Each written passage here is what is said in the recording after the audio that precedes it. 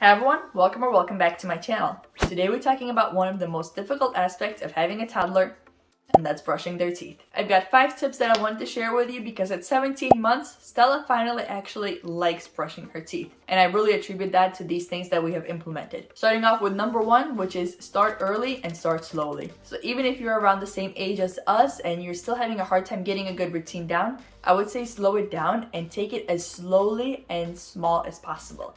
What do I mean by that? When Stella was still very little and she was first starting to get her teeth, I got her one of these banana toothbrushes, and every single day after bath time, while I was putting on her lotion, I used to give it to her, and it really helped calm her down because she had something to chew on and really relieved that pressure. But not only that, she was used to this constant motion of brushing her teeth ever since she was incredibly young, and it was always at the same time, right after bath time. And when is one of the times that we brush our teeth now? Right after bath time. When she finally got her teeth to fully come in and we needed to brush morning and night, I started giving her that banana in the morning. And at first that's all I did. I let her gnaw on that banana, and that was all the expectation there was. As she got older and we really needed to move on into actual brushing of the teeth, she would gnaw on the banana and I would just swipe around once or twice as much as she would let me, and that was it. So she started getting used to the fact that in the morning and in the evening after she got to gnaw on that banana, mom was going to come in and brush around with the banana as well. Now obviously just being consistent isn't going to do it, otherwise it would be extremely easy to get a toddler to brush their teeth. My next tip is to get them incredibly involved in your toothbrushing process. When Stella was first starting to crawl and stand and try to walk, she always walked over to us while we were brushing our teeth, and she was enamored with the fact that we had an electric toothbrush. She was always reaching for it. So I just started letting her hold my toothbrush while I was brushing my teeth. She thought it was the most hilarious thing in the world. This always led to a bunch of giggles. So this became part of our morning routine. She got to hold my toothbrush, she got to hold her toothbrush, and then I got to hold her toothbrush. And I think because the entire time she was first helping me brush my teeth, she wasn't so angry about the fact that I was going to brush hers afterwards. The next tip is to be careful about what you're choosing to be your toothbrush. There's essentially 2 routes you can go here, this one or this. This is the more traditional option and this is the newer style that is on the market now.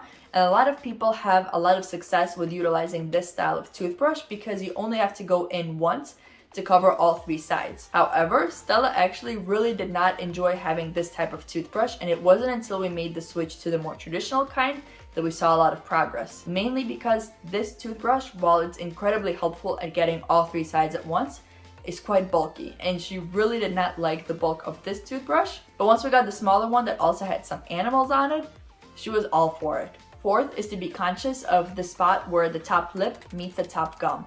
This spot is actually pretty sensitive to most of us, but especially to kids. You may have noticed this with your child yourself. The bottom teeth they're usually quite okay with, but once we start brushing the top teeth, that's when we become their enemy, because this is actually pretty sensitive and not very pleasant for them. Some people really swear by taking a washcloth and first just rubbing that area with some water, getting it ready and desensitizing it so it's not quite as painful. What I have found works really well for us is actually just getting my hands really clean and moving Stella's lip up. That way I can see just her teeth and make sure that I'm only brushing her teeth and not accidentally touching her gums. To go along with that, also be wary when your child is teething and be careful not to accidentally touch or brush the area where their teeth are poking through, because that spot can also be incredibly painful, and if you touch it at the wrong time, it can start bleeding and again just lead to a really negative experience that we really want to avoid. And 5th is try to make it fun. Stella? Stella? Stella? Oh. С? Какой С? And there's a lot of ways you can do this. It can be as simple as making fun noises while your child brushes their teeth. You may also sing a song. I have a song that's about washing her face and brushing her teeth, and she really enjoys trying to go to the motions of the song. In the evenings after bath time, Dad is usually reading a fun story to Stella while we go through the toothbrushing process. Sometimes if she's really not feeling it, her and I will kind of dance it out, and while we're dancing, I will brush her teeth. But try to make this something that your child has a positive association with and not just part of a mundane routine that is already something they don't like. You're not always going to need to continuously do the song and dance and the reading of stories. Those have really faded away for us at this point because by now she has a pretty positive association with the whole act of brushing her teeth, helping us brush ours. It has really become a part of our routine and something that we don't really think twice about at this point. I hope these quick tips have helped you out, and as always, I hope you stay safe.